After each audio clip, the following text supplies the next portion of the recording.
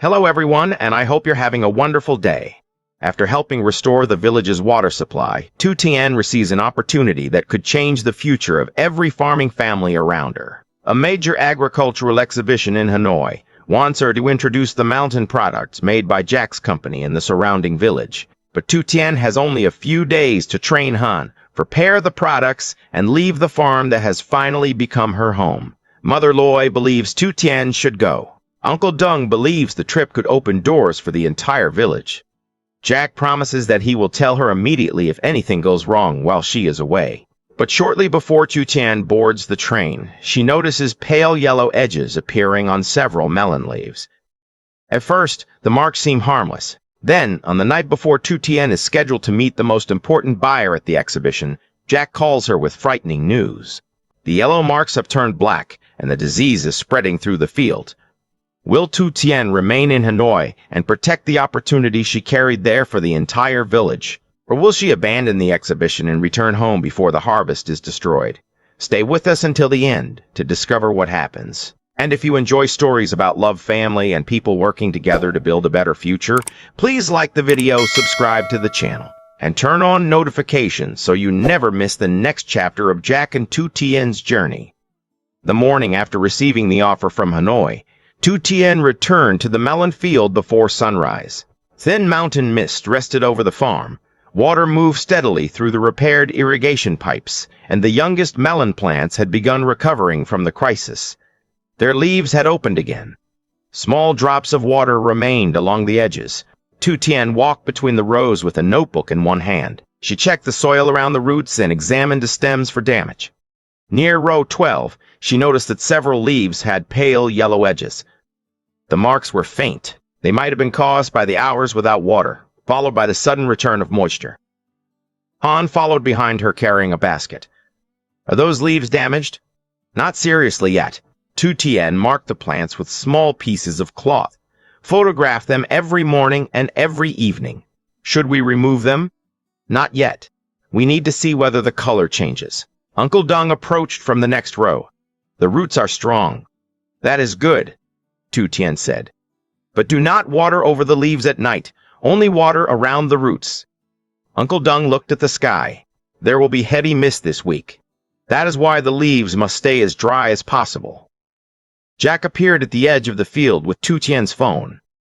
The purchasing manager is calling again. Tu Tien wiped her hands and answered. The manager asked whether she had made a decision about the 3-month training program in Hanoi. Tu Tien looked across the farm. Workers were beginning to arrive at the warehouse. Mother Loi was preparing breakfast under the veranda. Han was photographing the yellow-edged leaves.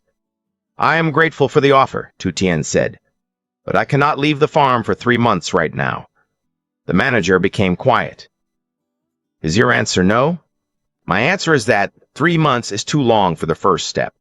What would you accept? Tu Tien had thought about this throughout the night.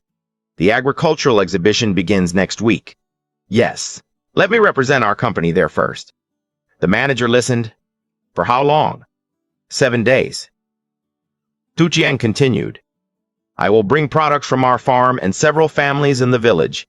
I will meet the buyers, explain how the products are made, and see whether the market is truly ready for them. And after the exhibition, if the opportunity is real and the farm can manage without me, we can discuss the longer program again.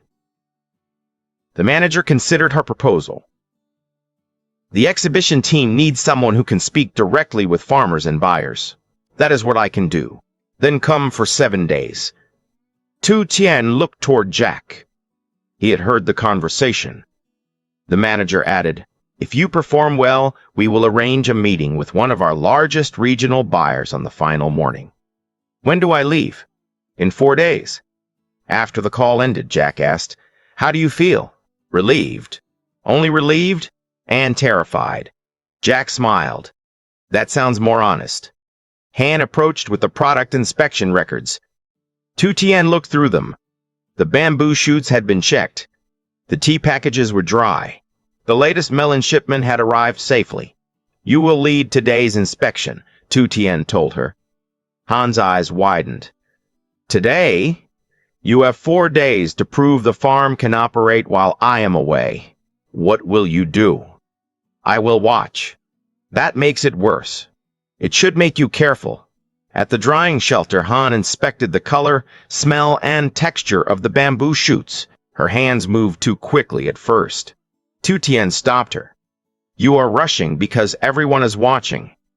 Han took a slow breath and began again. One bag had a faint, damp smell. The moisture meter showed a reading slightly higher than the others. A worker lifted the bag. It still looks good. Han examined it carefully. If we seal it now, the moisture will remain inside. She returned the bamboo shoots to the drying tray. We dry this batch again. The worker looked toward Tu Tien. She said nothing. Han had made the decision. After the inspection, Tu Tien handed the records back to her. You handled it correctly. Han smiled. Does that mean I am ready? It means you completed one inspection. The smile disappeared. You will lead again tomorrow. Jack watched them from outside the shelter. Tu Tien was not only preparing to leave, she was teaching the farm how to continue after she did. Later that morning, Mother Loi asked Tu Tien to walk with her to the bamboo forest behind the house. They carried woven baskets and collected herbs growing along the shaded path. The forest was quiet. Sunlight moved through the bamboo leaves, creating narrow golden lines across the ground. For several minutes, Mother Loi talked only about the herbs. This one is good for soup. She placed several leaves in her basket. This one should be dried before we use it. Tu Tien knew Mother Loi was waiting for the right moment. Finally, they reached a large rock overlooking the valley. Mother Loi sat down and rested the basket beside her. When Jack was young, I was invited to attend a farming course in the provincial town. Tu Tien looked at her. You never went. Mother Loi shook her head. Jack's father had become ill. The farm was struggling, and I believed leaving would make me a bad wife and mother. Do you regret staying? I do not regret caring for my family. Mother Loi looked toward the fields below. But sometimes, I still wonder what I might have learned. Tu Tien sat beside her. Why are you telling me this now? Because I do not want you to make your decision only from guilt. It is only 7 days. 7 days can still feel long when your heart remains somewhere else. Tu Tien looked toward the family house. I am afraid something will happen while I am gone. Something always happens here. Despite herself. Tu Tien laughed.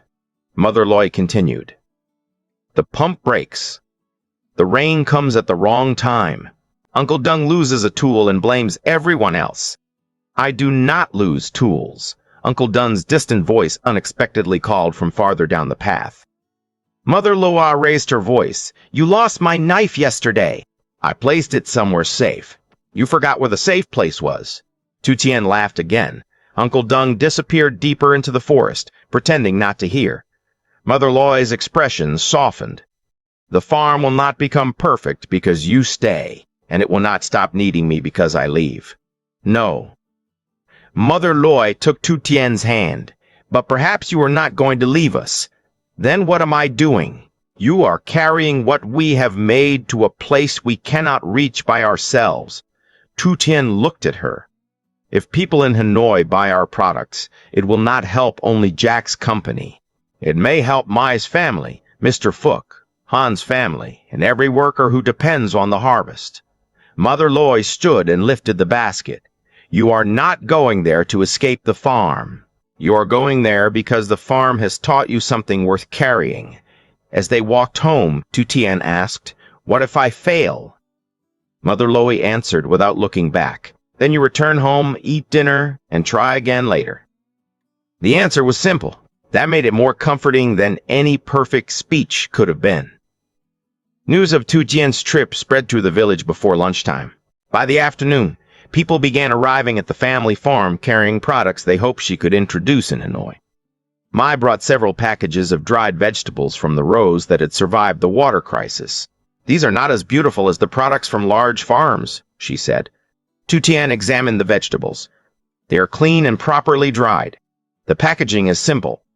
We can improve the packaging. Mai looked uncertain. Do you think anyone in Hanoi will buy them? I cannot promise that. Tu Tien placed the package beside the company products, but I can make sure they see them. Mr. Tuk arrived with tea leaves grown near his house. He had wrapped them in brown paper and tied each package with string. The tea is good, he said. The paper is not. Uncle Dung lifted one package. The paper looks like it survived a war. Mr. Fook took it back. The tea does not care what the paper looks like. The buyer may care, Tu Tien said. Mr. Fook frowned. Then the buyer should drink before judging. Ta. Nen smiled. We will let them drink. But first, we will give them a package they are willing to open. The elderly market woman brought jars of pickled bamboo shoots. A young family delivered mountain honey. Another household brought dried mushrooms. Soon, the long table under the veranda was covered with products from across the village. Mother Loy looked at the table. Your 7-day trip is becoming heavier every hour. Uncle Dung carried out the old brown suitcase he had found in storage. The leather was scratched, and the handle was nearly broken. This will not survive the station, Tu Tien said. Jack examined it. I can repair it. You have 4 days. I repaired a water pipeline before sunset. Uncle Dung laughed. With 30 people helping, Jack ignored him and carried the suitcase toward the wooden gazebo. Meanwhile, Tu Tien, Han, Mai, and Mother Loy began improving the product packages. They replaced damp paper. They added clean cloth ties. They separated each product into small sample portions. They did not hide the handmade nature of the goods. Instead, they made each package clean, simple, and easy to understand. Mother Louie cut small pieces of patterned local fabric and stitched them onto plain cloth bags. Han wrote the product names carefully on separate cards. No one used exaggerated claims. The cards only explained who made the product, where it came from, how it was prepared, how it should be stored. Tu Tien removed one sentence from a honey card. Why? The young beekeeper asked. It says this honey can cure every illness. My uncle says that. Your uncle is not a doctor. The workers laughed. Tu Tien handed the card back. Tell people it is mountain honey. Tell them who collected it and where the bees feed. That is enough. By sunset, the products were arranged across the table. Tu Tien looked at them. The trip was no longer only about her career. Each package carried someone's work, hope, and family income. Han placed the village products beside Jack's company samples. You cannot carry all of this alone. Then I will take only the strongest products. Mr. Fuck pointed toward his tea. The tea is strong. Uncle Dung pointed toward the brown wrapping. The package is also strong. No one has managed to open it. Mr. Fook glared at him. Mother Loie placed herself between them. Both of you should stop before I remove the tea completely. The group laughed. For a short time, the trip to Hanoi felt less frightening. It felt like something the entire village was building together. Before leaving the table, Han showed Tu Tien the evening photographs of row 12. The pale yellow edges had not spread. Tu Tien examined each image. Continue watching them. Should I tell Jack too? Yes. She looked at Han seriously. If anything changes while I am away, both of you contact me immediately. No waiting. No hiding. Han nodded. Jack, standing beneath the gazebo with the suitcase handle in his hands, heard her clearly. That evening, Tu Tien found Jack alone in the wooden gazebo on camera left of the yard. The repaired suitcase rested on the table. Jack had reinforced the handle, secured the loose metal corner, and cleaned the inside. He had also created small compartments using pieces of cloth and thin wood. One compartment held sample bags. Another held a notebook, gloves, labels, and a small moisture meter. Tu Tien opened the suitcase. You prepared everything. You would complain if Hanoi gave you poor tools. That is true. I am protecting the exhibition. Tu Tien smiled. Then she noticed a small wooden carving beside the notebook. It showed two narrow roads separating and then joining again. The wood had come from a chestnut branch removed during the water pipeline repair. You made this? With help? From Mother Loai? Jack looked disappointed. How did you know? One road is smooth, and the other looks like you made it. Jack tried to take the carving back. Tu Tien held it away from him. I did not say I disliked it. She placed it carefully inside the suitcase. For a moment, neither of them spoke. Jack looked toward the fields. You have decided to go. Yes. The answer still hurt him, even though he had expected it. Tu Tien sat opposite him. You can tell me that you want me to stay. I do want you to stay. Thank you. Jack looked at her with surprise. For what? For saying the truth. He rested his hands on the table. I want you here for breakfast. He looked toward the warehouse. I want you checking the packages and telling Uncle Dung he has written the wrong number again. Uncle Dung called from the yard. I have never written the wrong number. Jack continued without turning around. You wrote the harvest date in the weight column yesterday. That notebook was confusing. Tu Tien laughed. Jack's expression became serious again. I want you here. But I know you should go. Tu Tien looked down at the old suitcase. I will return after 7 days. I know, and while I am away, you will tell me if anything changes. I will. Even if you think it is small. Yes, even if you think I will worry. Jack nodded. No hiding. Tu Tien looked at him carefully. And I will tell you if Hanoi is difficult. You do not have to pretend to be brave every day. Neither do you. Jack reached across the table and held her hand. I am afraid you will stand among all those large companies and believe our little farm is not enough. Tu Tien looked toward the house, the warehouse, and the fields beyond the fence. This farm taught me everything I am carrying there. It is not small. Jack's fingers tightened around hers. Then take it as far as you can, and bring yourself home. Tu Tien stood and moved around the table. She wrapped her arms around him. I will come home. Jack rested his face against her hair. He did not ask her to promise that nothing would change. They both understood that something would. But for the first time, change did not feel like the same thing as loss. The final 3 days passed quickly. Han led every quality inspection. Uncle Dung managed the harvest records. Mother Lloyd checked that workers ate and rested during the hottest hours. Jack coordinated the delivery schedule and repaired the remaining sections of the irrigation path. Tu Tien watched, corrected only when necessary, and prepared the product samples for Hanoi. On the last evening, she inspected row 12 again. The yellow edges remained on several leaves, but the marks had not become darker. Han stood beside her. What do you think caused it?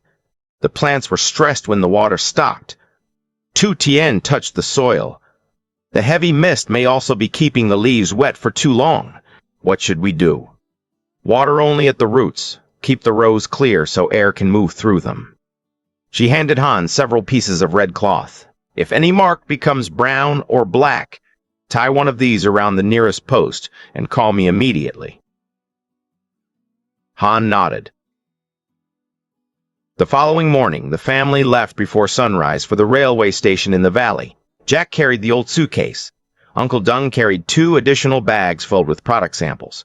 Mother Loy carried food, too much food. Tu Tien looked at the baskets. We are traveling for only a few hours. Trains can be delayed, Mother Loy said. You packed enough food for everyone at the exhibition. Then do not let it go to waste. At the station, mist moved across the platform. Passengers stood beside baskets, boxes, and cloth bags. The mountain train appeared in the distance. When the engine sound grew louder, Mother Loy took both of Tu Tien's hands. You are not leaving us. I know. You are carrying the village with you. Mother Loy pointed toward the product bags. Literally, Tu Tien laughed through her tears and embraced her. Uncle Dung gave her a small cloth bag of tea. This is Mr. Fuch's best tea. He told me all of it was his best tea. This is the package I could actually open. Han promised to send photographs of the melon field every morning and evening. Tu Tien looked directly at her and Jack. If the leaves change, we call you, Jack said. Immediately, the train stopped. Jack carried the suitcase to the carriage. Tu Tien stood at the doorway. For a moment, she could not move. Jack looked at her. "You can still stay. Do you want me to?" "Yes." Her eyes filled with tears. "But you still think I should go?" "Yes." "That is very unhelpful. I have been told that before." The conductor called for passengers to board. Tu Tien placed one hand on Jack's chest. 7 days. 7 days. Do not let Uncle Dung change the inspection records. Uncle Dung shouted from the platform. "I am standing right here." Jack smiled. "I will protect the records. And the melon field. And the melon field. And the melon field." Tu Tien boarded. As the train began moving, Mother Loy waved with both hands. Han lifted the red cloth markers to remind Tu Tien of their promise. Uncle Dung held up the tea bag. Jack placed one hand over his heart. Tu Tien did the same. The train carried her away from the valley. Inside the carriage, the repaired suitcase rested beside her. Around it were bags of tea, dried vegetables, honey, mushrooms, bamboo shoots, and farm products made by people who had never traveled to Hanoi. Tu Tien was leaving home, but she was not traveling alone. The agricultural exhibition was larger than Tu Tien had imagined. Bright company signs hung above wide booths. Large producers displayed expensive packaging, polished photographs, and stacks of identical products. Tu Tien's booth stood near the end of one aisle. It had a plain wooden table, several woven baskets, a small company sign, and products from the mountain village. Compared with the larger businesses, it looked modest. Tu Tien arranged the dried bamboo shoots, tea, mushrooms, honey, and dried vegetables carefully. She placed the small handwritten product cards beside each sample. During the first hour, many buyers walked past. Some glanced at the simple packaging and continued toward the larger booths. A representative from another company stopped briefly. "Your products look very traditional." Tu Tien understood what he meant. "They did not look expensive. They are traditional," she answered. "Large stores usually want modern packaging. We can improve the packaging." The man lifted a bag of dried vegetables. "Can you supply 10,000 packages a month?" "Not yet." He returned it to the table and walked away. Tu Tien watched him disappear into the crowd. For the first time, the farm felt very far away. She looked at the small wooden carving beside her notebook, 2 roads separating and joining again. The program coordinator approached. "Do not worry. The morning is usually slow." Tu Tien looked toward the busy booths nearby. "It does not look slow for them. They already have strong brands." Tu Tien touched one of Mai's vegetable packages. "We have strong products, but buyers do not know their story." That sentence gave Tu Tien an idea. She moved several products away from the front of the table and created a small tasting area. She opened one package of Mr. Fuchs tea. Hot water was poured into simple cups. The smell reached the aisle. An elderly woman stopped. "What tea is that?" "Mountain tea from a small village in northwestern Vietnam." Tu Tien handed her a cup. The woman tasted it. "It is stronger than the tea sold near my house. Mr. Fuchs grows it beside the same spring his family helped protect 18 years ago." The woman looked at the photograph beside the package. Tu Tien explained how the villagers had recently worked together to restore their water pipeline. Another visitor stopped to listen. Tu Tien opened Mai's dried vegetables and cooked a small portion in a pot. She explained that the vegetables came from a field that had nearly been lost during the water crisis. She offered samples of the bamboo shoots and described how Han had rejected a damp batch instead of hiding the problem. The crowd around the booth slowly grew. People were not only tasting the products, they were asking, "Who made this? How many families are involved? Can the village provide more next season? Are the products tested before shipping?" Tu Tien answered honestly.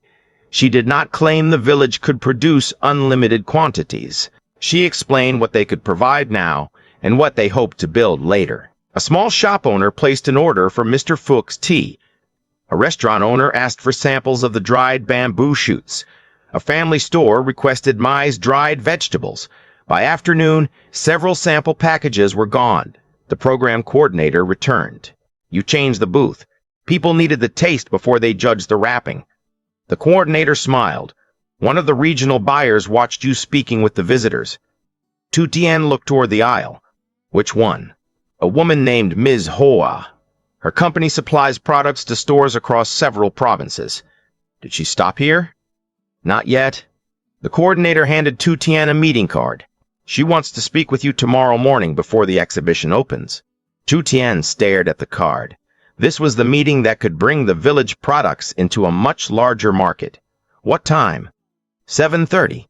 The coordinator looked toward the table. Be ready to explain how much the village can produce and how you will maintain quality. Tu Tien placed the card beside the wooden carving. Tomorrow morning could change everything. That evening, she returned to her small room and called the farm. Mother Loie appeared on the screen first. Can you see me? I can see one eye. Mother-in-law moved the phone. Now I can see Uncle Dung's ear. Uncle Dung took the phone. You are holding it sideways. I know how to use a phone. You called the roof yesterday. Han laughed behind them. Finally, Jack appeared. He stood near the warehouse. How was the exhibition? Our booth was the smallest. Jack smiled. And people tasted the tea. Did they survive? Mr. Fook will be disappointed you ask that. Jack laughed. Tu Tien told them about the orders and the meeting with Ms. Hoa. Mother Loie clapped. Uncle Dung immediately asked how many packages the buyer might want. Han asked whether her bamboo shoot records had been shown. For several minutes, the distance between Hanoi and the farm felt small. Then Jack's expression changed. Tu Tien noticed. What happened? Jack looked toward Han. Han was holding several red cloth markers. Tu Tien sat straighter. The melon leaves changed. Jack did not attempt to hide the problem. He turned the camera toward the melon field. We noticed it this afternoon, he said. Han called me as soon as the marks became darker. Han carried the phone toward row 12. The image shook as she walked between the plants. Red cloth markers had been tied around several posts. The pale yellow edges Tu Tien had seen before leaving had turned brown and black. Some leaves had curled inward. 2 vines had begun wilting despite the moist soil. Tu Tien's chest tightened. How many plants? 23 marked plants, Han answered. And how many rows? 3. Has it reached row 11? Not yet. Tu Tien asked Han to show the underside of one leaf. Faint gray patches were visible. The stress from the water shortage, followed by wet leaves and heavy night mist, had allowed a disease to develop. Jack moved into the frame. What should we do first? Tu Tien answered immediately. Stop watering over the leaves. We already changed to root watering. Good. Mark every affected plant. Do not use the same knife or gloves in the healthy rows. Han nodded. Remove the worst leaves carefully. Put them directly into bags. Do not carry them openly through the field. What about the 2 wilted vines? Uncle Dung asked. Remove the entire vines with the surrounding soil. Uncle Dung looked concerned. That may damage the nearby roots. Leaving them may damage the entire row. Jack asked, Can we control it? I do not know yet. Tu Tien looked at the screen. I need clear photographs of every marked plant. Send them to me tonight. I will contact the agricultural technician who worked with the exhibition, she continued. He may be able to identify the disease from the images. Jack nodded. We will follow the plan. Tu Tien looked at him. You told me immediately. I promised. The anger she had feared did not appear. Instead, another kind of pain settled inside her. Jack had done the right thing. That made the decision more difficult, not easier. The meeting card with Ms. Hoa rested on the table beside her. The meeting would begin at 7:30 the following morning. The earliest train back toward the valley also departed at 7:30. Tu Tien checked the schedule again. If she took the train, she could reach the farm by afternoon. She could inspect the plants herself and help protect the harvest. but she would miss the only private meeting offered by the regional buyer. The meeting did not belong only to her. Mai's vegetables were waiting on the exhibition table. Mr. Fuchs' tea had received its first order. The young beekeeper hoped to reach a larger market. Han had worked for days to prepare the bamboo shoots. The entire village had trusted Tu Tien to carry their products to Hanoi. Jack watched her through the screen. You should attend the meeting. The disease may spread overnight. We have already begun removing the affected leaves. You have never managed this disease before. Neither have you. I can contact a technician and inspect the field directly. And what happens to the meeting? I can ask them to delay it. The coordinator said Ms. Hoa leaves tomorrow afternoon. Tu Tien looked at him. How do you know that? You told Mother Loy earlier. Mother Loy entered the frame. I repeated it to everyone. Uncle Dung nodded. Several times. Mother Loy sat beside Jack. Do not decide from panic. The melon field may be lost. And the village's opportunity may also be lost. Tu Tien looked toward the exhibition products arranged beside the wall of her room. What would you do? Mother Loy shook her head. This decision belongs to you. Again? Mother Loy smiled sadly. Difficult decisions do not become easier because you have faced them before. The program coordinator knocked on Tu Tien's door. Tu Tien, Ms. Hoa's assistant, has confirmed the morning meeting. I will be downstairs soon, Tu Tien answered. She returned her attention to the phone. Jack stood in the darkening field. Behind him, Han and Uncle Dung were marking more leaves. We will send the photographs, Jack said. If the disease reaches row 11, call me immediately. We will. If another vine wilts, we call. No matter what time. No matter what time. Tu Tien looked at Jack. I want to come home. I know. But you believe I should stay. I believe the village sent you there for a reason. And the farm? The farm also taught us not to depend on one person. Tu Tien remembered saying those same words to Han. At the time they had sounded strong. Now they felt frightening. Jack continued, Trust the people you trained. Tu Tien looked at Han. She was afraid, but she was already working. Uncle Dung carried the infected leaves away in a sealed bag. Mother Law prepared clean water and tools for the workers. Jack had told the truth immediately. The farm was not waiting helplessly for Tu Tien to rescue it, but the disease was still spreading. Tu Tien placed the train schedule beside the meeting card. Both began at the same time. One road led back to the valley and the threatened melon harvest. The other led downstairs to a buyer who could change the future of every product she had carried from home. Outside her window, Hanoi remained bright and crowded. On the phone, darkness settled over the mountain field. Tu Tien touched the small wooden carving Jack had placed inside her suitcase. 2 roads separating. 2 roads meeting again. Well, before sunrise, she would have to choose only one. And whichever road she chose, something important might be lost before she could return to the other.